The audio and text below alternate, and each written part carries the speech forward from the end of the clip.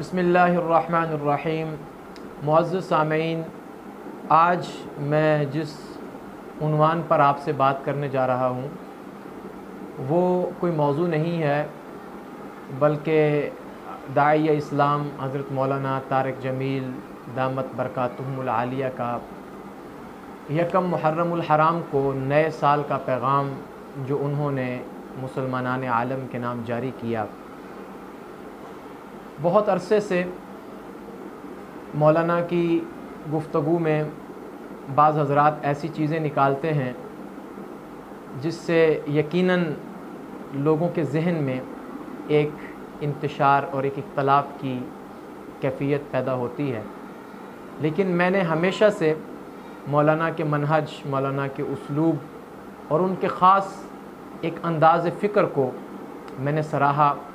اور یقیناً وہ سراہے جانے کے قابل ہے کہ آپ نے پوری زندگی ایک ہی بات پر گزار دی کہ محبت اور امت۔ تو یہ شاید کوئی ایسا دوسرا انسان ہمیں ماضی قریب میں نظر آتا ہو یا عصر حاضر میں جس نے اپنی پوری زندگی محبت کا پیغام لوگوں کو دیا ہو۔ لیکن ابھی یہ جو پیغام مولانا کا نشر ہوا تو میرے پاس یونیورسٹی کے بچے وہ آ گئے اور مجھ سے سوالات کرنے لگے کہ دیکھیں جی، مولانا طارق جمیل صاحب کا یکم محرم الحرام کو جو پیغام جاری ہوا ہے تو آپ نے اس میں نئے سال کا ذکر کیا، بہت اچھی باتیں کیں، اور نئے سال کے موقع پر اگر آپ ساتھ یہ بھی بتا دیتے کہ یہ سال ہمیں کس کے ذریعے سے کس طرح سے ملا ہے، چلیں حضرت عمر کا تذکرہ ہو جاتا، یا حضرت عمر رضی اللہ تعالیٰ عنہ کی شہادت پر کوئی بات کر دیتے، چلیں اگر آپ نے وہ بیان یا وہ پیغام صرف امت کے نام کوئی میسج ہی آپ نے نشر کرنا تھا تو پھر آپ اس میں غدیر خم اور اہل بیت کا تذکرہ نہ کرتے۔ تو میں نے ان بچوں کو سمجھایا کہ ایسی تو کوئی بات نہیں، اگر مولانا نے وہ ذکر نہیں کیا اور غدیر خم کا تذکرہ کر دیا تو غدیر خم بھی تو ہمارا ہی ہے، وہ کسی اور کا تو نہیں ہے، اور اہل بیت بھی ہمارے ہیں۔ تو وہ بچے کا بڑا عجیب جواب تھا،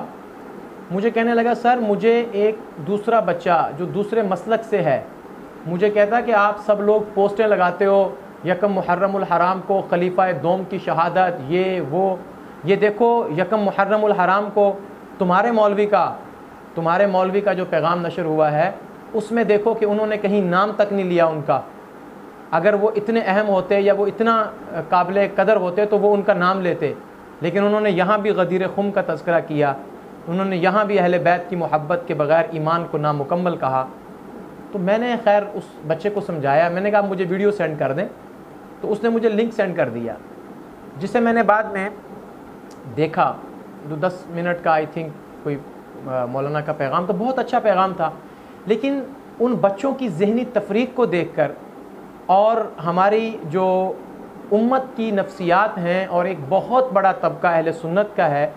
ان سب کی حالت اور کیفیت کو دیکھ کر تو میں نے سوچا کہ میں ایک گزارش اس سوشل میڈیا کے ذریعے مولانا تک پہنچا دوں کہ مولانا لوگ آپ سے بہت محبت کرتے ہیں، اور یہ محبت کرنے والے لاکھوں میں نہیں ہیں، کروڑوں میں، صرف دیوبندی نہیں، بریلوی، اہل حدیث، اہل تشیع بھی ہیں، صرف پاکستانی نہیں ہیں، یہ پوری دنیا کے لوگ ہیں، صرف تبلیغ والے نہیں ہیں، یہ ہر جماعت کے لوگ ہیں، صرف مدرسے والے نہیں ہیں، اسکول، کالج، یونیورسٹی کے لوگ ہیں۔ آپ کو تو اللہ نے وہ قد و قامت دیا ہے کہ آپ کے قد کا کوئی دوسرا بندہ یہاں نہیں ہے، اور آپ کو اللہ نے ایسا ظرف دیا، آپ دشمنوں سے جا کے ملتے ہو، جو آپ کو گالیاں دیتے ہیں آپ ان کو دعائیں دیتے ہو،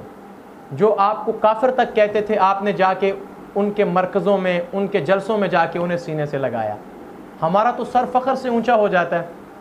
آپ کا تو نام ہی آئے تو ہمارے سینے ایسے کھل جاتے ہیں۔ اور یہ جتنے بھی لوگ ہیں